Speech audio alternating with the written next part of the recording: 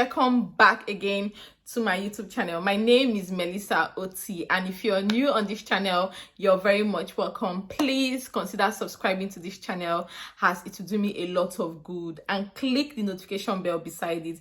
That way you get notified whenever I post new content on this channel. You guys, today I'll be sharing with you all 5 things I wish I had known before moving to the UK.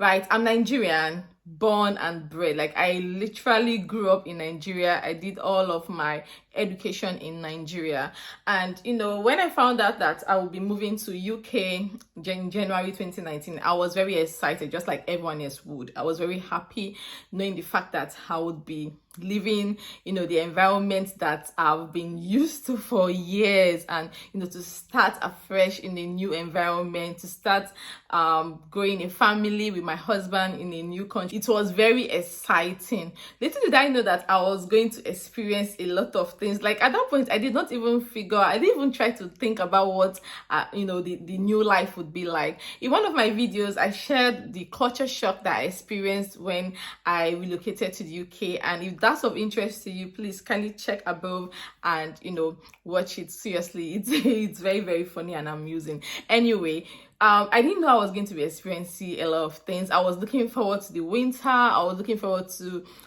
trying out new food. I was looking forward to just basically starting a new life, because it was very exciting. Yeah, it was very exciting. Anyway, today I'll be sharing with you guys 5 things that I wish I had known before moving to the UK. You guys, number 1, winter. Back home in Nigeria, and while watching the television and just seeing the British folks, or even on social media, just seeing people who live abroad or who live in countries that experience winter, take pictures under snow, build the snowman, just basically just looking so nice in a white environment with buildings and structures covered in snow and the ground covered in snow, wearing their boots, their winter hats, their gloves, like just looking really nice. It was something I have always wanted to experience. I saw winter as a time where people come out to build snowman, people just come out to have fun, take pictures. I had no idea that it was going to be cold. I did not even expect it to be so crazy. And coming down to the UK, oh my gosh, you guys, winter periods, I find the winter periods very, very depressing. This is September, and to be honest, winter is just few months away, and I am not looking forward to it at all, because it's usually so cold, and then the weather gets dark from 4 p.m. and when it's 6 p.m. it's proper dark, as though it's midnight. That has a way of affecting me personally, knowing that when I'm off, I just love to be at home, or it makes me not look forward to the next day, knowing fully that I'm going to start my day very early. I have to plan all of my activities, knowing fully that it's going to be dark at 4 or 5 p.m.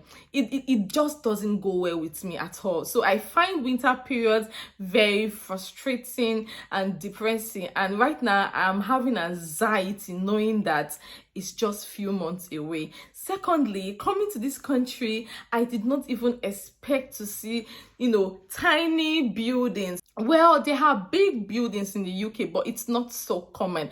What you find everywhere are terraces or semi-detached houses. Even the detached houses are really so small compared to Nigeria, my country, where we have duplexes, we have mansions, we have big houses. And then when you enter these houses in the UK, they are so small, the lounges are so small, then you walk into a very tiny kitchen, and then the bedrooms are so tiny, the toilet and the bathrooms are so small. Like, the houses are really, really small. And then when you go outside, or to go to the backyard, you find a very massive garden. You're like, why invest so much in very massive gardens when you can just portion the land so well to have big lounges, big bedrooms, big kitchen, big toilet and bathrooms? Knowing we spend more time of the year inside, it's very expected that, or naturally you would assume that, okay,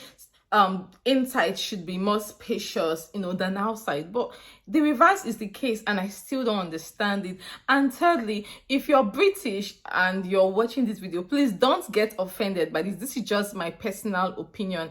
I find their food very, very tasteless. Yes, very healthy, but I don't find it tasty because they don't add much spice, less salt. Yes, it's very healthy. We don't need more spices in our food, to maintain a healthy lifestyle. But sometimes we should have pity on our taste bud. I don't know. I'm Nigerian and we love our food very spicy. Well, over the years, I've grown to start eating the British food. Like I eat cottage pie, I eat shepherd's pie, roast and veg.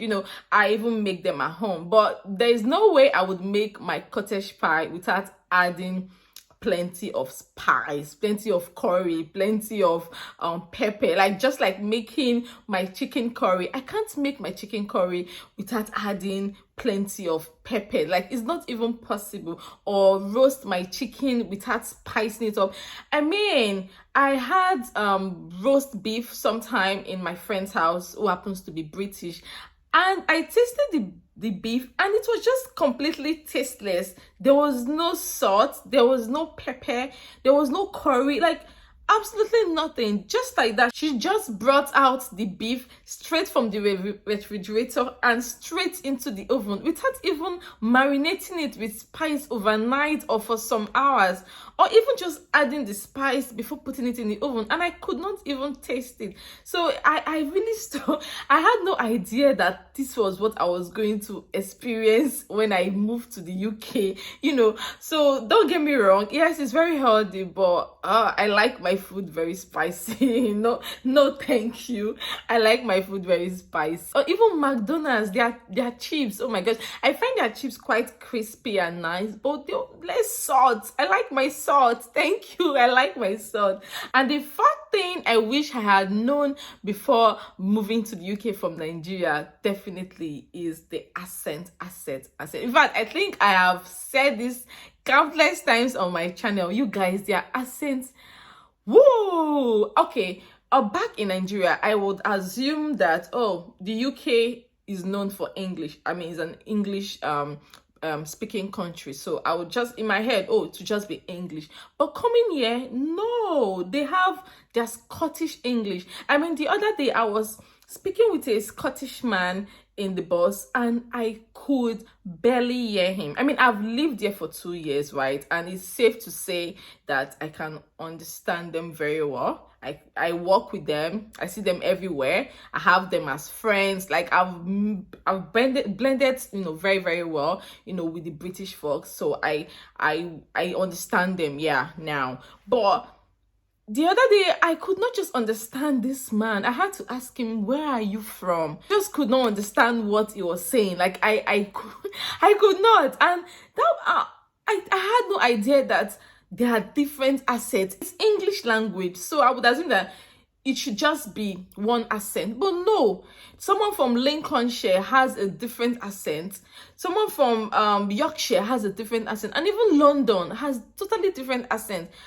I live in Yorkshire and they stretch their words, they stretch their sentences. But in London, they just say it as, like, I can't even explain it, but the different accents is mind-blowing. And I wish I had known this. Well, nothing would have changed anyway. It wouldn't have stopped me from relocating, but I just wish I was pre-informed that I was going to experience, things like this upon moving to the UK. And the fifth thing I wish I had known before moving to the UK definitely would be the roads. You guys, the roads are so narrow, the roads are so small. I mean, the other day I was in the car with my husband when he was driving, and we got into a very tiny road that could not even accommodate.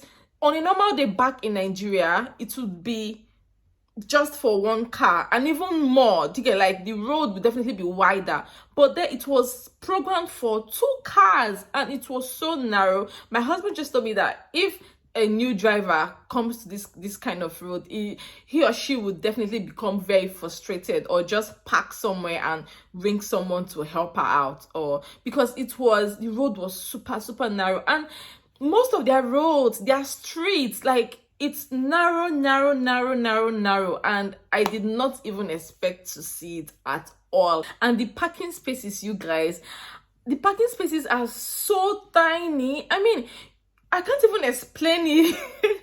I hope you can see it clearly in the picture how closely cars are packed, because the allocated spaces are so tiny. I mean, in a very tiny land space, they can allocate 10 cars or more to park. Meanwhile, in Nigeria, it would just be for 3 cars. I guess it's because the land mass is so small and the UK is very, very much populated. I don't know, but I'm guessing that's the reason that reason for the land management, because the roads are just really, really tiny. Thankfully, people are very respectful of the road. Thank God for that, because it would have been very disastrous if it was back in my country. Accidents would have been happening every single second, because as wide as our roads are in Nigeria, accidents are still happening. Also, since I came to this, you can quote me wrong, since I came to the UK, I have not seen an AC. I had no idea that I mean, there are sometimes that we have heat waves. There are sometimes that the weather is so hot, like super, super hot, and all you have to do is just open your windows and turn on your fan, which most times is not even enough. I haven't come across an air conditioner in the UK. I mean, I haven't. If you have, I'm sure there would be, but I just haven't.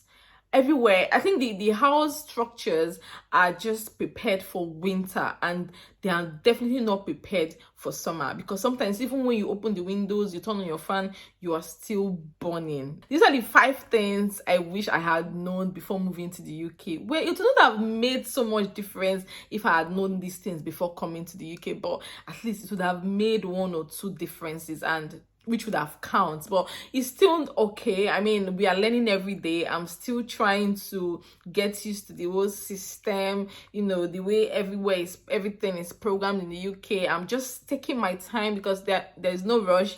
I have all the time in the world to get used to this country. I mean, I'm here, and I have no intention of leaving this country anytime soon. So, are you currently in the UK, and are there things you wish you had known before relocating to the UK? Please share with me in the comment section. And are you planning on relocating to the UK anytime soon? I hope this video is of help to you, so you can at least prepare your mind ahead of what you're most likely going to experience in the UK. Of course, there are so many things I wish I had known in the UK, but these are like my main highlights. Yeah, guys, so thank you so much for watching this video. Please, guys, don't forget to subscribe to this channel. Don't forget to support your girl, support us in this our ministry. Thank you so much, you guys. Till I see you all in my next one. Bye.